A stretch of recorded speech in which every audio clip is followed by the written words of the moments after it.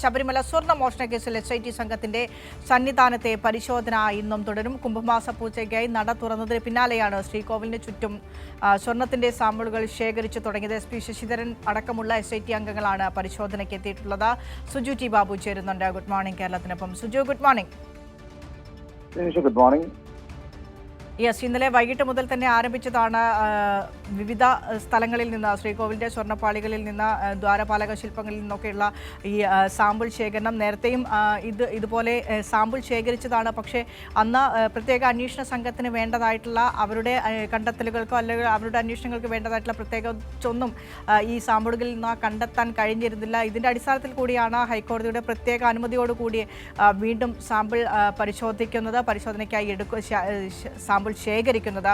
അത് മുംബൈയിലേക്ക് അയച്ച് അത് ഉറപ്പുവരുത്തേണ്ടതുണ്ട്. പ്രത്യേകിച്ച് സ്വർണ്ണമോഷണ കേസിൽ വിവിധ FIRകളിൽ കുറ്റപത്രം സമർപ്പിക്കാനൊരുങ്ങുമ്പോൾ.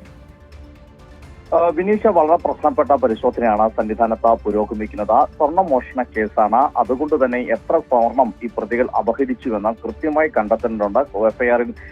കുറ്റപത്രത്തിൽ അത് പ്രധാനപ്പെട്ട കാര്യമാണ്. കുറ്റപത്രം സമർപ്പിക്കണമെങ്കിൽ ഈ കാര്യങ്ങൾ കൂടി കൃത്യതയോടെ കണ്ടെത്തിയെങ്കിൽ മാത്രമേ പ്രതികൾക്ക് ശരിയായ വണ്ണം പ്രതികളെ കൊടുക്കാൻ സാധിക്കത്തുള്ളൂ. അല്ലെങ്കിൽ കോടതിയിൽ എത്തുമ്പോൾ അത് തിരിച്ചടിയാവും പ്രത്യേക അന്വേഷണ സംഘത്തിന്. അതുകൊണ്ടുകൂടി തന്നെയാണ് രണ്ടാമതും ശാസ്ത്രീയ പരിശോധന നടത്തുന്നത്. ആദ്യം നടത്തിയപ്പോൾ ചില അവ്യക്തതകളുണ്ട്. ആ വ്യക്തത വരുത്ത ആ പ്രശ്നം പരിഹരിക്കാൻ കൂടിയാണ് ഇപ്പോൾ രണ്ടാമതെയും ശാസ്ത്രീയ പരിശോധന നടത്തുന്ന SP ശശിധരൻ നേതൃത്വത്തിലുള്ള സംഘമാണ്, SIT സംഘമാണ് സന്നിധാനത്ത് എത്തിയിരിക്കുന്നത്. ലീഗൽ മെട്രോളജി വകുപ്പിന്റെ ഗോൾഡ് അസൈ മാസ്റ്റർ ഉൾപ്പെടെയുള്ള അവരും ഈ സന്നിധാനത്ത് തുടരുന്നുണ്ട്. ഇന്നലെ കുംഭമാസ പൂജയ്ക്കായി ശബരിമല നട തുറന്ന ശേഷമാണ് പരിശോധന ആരംഭിച്ചത്.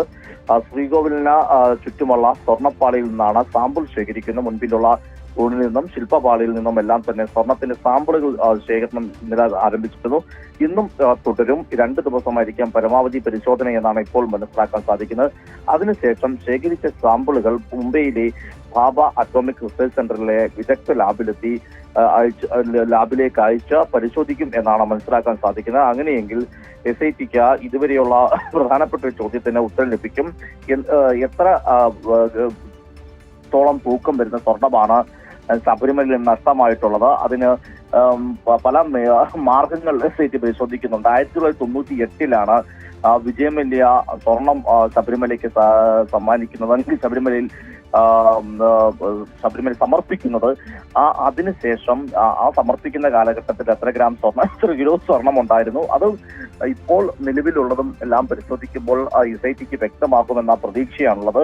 എന്തായാലും കേസിലെ നിർണായകമായ പരിശോധനയാണ് ഇപ്പോൾ ശബരിമലയിൽ തുടരുന്നത്. വിനീഷ, ശരി. സുജു ടി ബാബുവാണ് വിശദാംശങ്ങൾ പങ്കുവച്ചത്. ഏതായാലും പ്രത്യേക അന്വേഷണ സംഘം സന്നിധാനത്ത് എത്തിയിരിക്കുകയാണ്. ഒപ്പം ലീഗൽ മെട്രോളജി വിഭാഗത്തിന്റെ പരിശോധന കൂടി സന്നിധാനത്ത് നടക്കുന്നുണ്ട്. സാമ്പിൾ ശേഖരണമാണ് നടക്കുന്നത്. സാമ്പിളുകൾ ശേഖരിച്ച അത് മുംബൈയിലെ ഭാഭ അറ്റോമിക് റിസർച്ച് സെന്ററിലേക്ക് അയക്കേണ്ടതുണ്ട്. അവിടുന്ന് കിട്ടുന്ന പരിശോധനാ ഫലം കൂടി അടങ്ങുന്നതായിരിക്കും ഹൈക്കോടതിയിൽ സമർപ്പിക്കാൻ പോകുന്ന കുറ്റപത്രം എന്ന് പറയുന്നത്. ഇതിനൊപ്പം തന്നെ CBI അന്വേഷണം ആവശ്യപ്പെട്ടുകൊണ്ടുള്ള ഹർജിയും കൂടി ഇന്ന് ഹൈക്കോടതി പരിഗണിക്കുന്നുണ്ട്. രാജീവ് ചന്ദ്രശേഖരായിരുന്നു BJP സംസ്ഥാന അധ്യക്ഷൻ രാജീവ് ചന്ദ്രശേഖരും ഒപ്പം അയ്യപ്പ സമാജം പ്രവർത്തകരുമായിരുന്നു ഇത്തരത്തിൽ CBI അന്വേഷണം ആവശ്യപ്പെട്ടുകൊണ്ട് ഹൈക്കോടതിയെ സമീപിച്ചത്. കഴിഞ്ഞ ദിവസം ഹൈക്കോടതിയുടെ ഭാഗത്തുനിന്ന് കണക്കിന് കിട്ടിയതുമാണ്. SITയുടെ അന്വേഷണത്തിൽ പൂർണ്ണ തൃപ്തിയാണ്. ഇതൊരു അസാധാരണ കേസാണ്. ഇത് സംബന്ധിച്ച് ഏതെങ്കിലും തരത്തിലുള്ള ആശങ്കകൾ ഹൈക്കോടതിക്കുള്ള CBIക്ക് അന്വേഷണം കൈമാറേണ്ട ഒരു സാഹചര്യം നിലവിലില്ല. SITയുടെ അന്വേഷണത്തിൽ പൂർണ്ണ തൃപ്തി എന്ന് പറഞ്ഞു വെക്കുന്നുണ്ടായിരുന്നു. ഹൈക്കോടതിയുടെ ഒരു നിരീക്ഷണം, നിർദ്ദേശം ആ രീതിയിലുള്ളതാണ്. അപ്പോൾ ഏതായാലും ഇന്ന് ഹർജി വീണ്ടും പരിഗണിക്കാനിരിക്കുകയാണ് ഹൈക്കോടതി.